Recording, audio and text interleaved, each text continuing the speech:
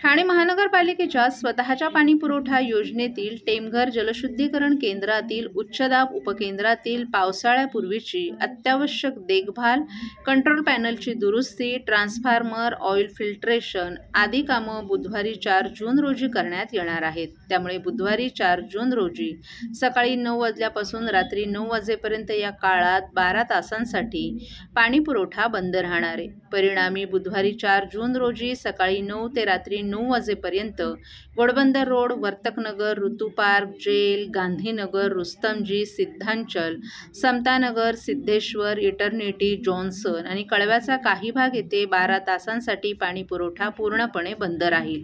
इतर भागात स्ट्रेम प्राधिकरणामार्फत येणारा पाणी पुरवठा झोनिंग करून सुरू ठेवण्यात येणार आहे। दरम्यान पाणी पुरवठा पूर्वपदावर येईपर्यंत पुढील 1 ते 2 दिवस कमी दाबानं पाणी येण्याची शक्यता असल्यानं नागरिकांनी पाण्याचा योग्य तो साठा करून ठेवावा, पाण्याचा अपव्यय करू नये असं आवाहन ठाणे महानगरपालिकेच्या वतीनं करण्यात आले।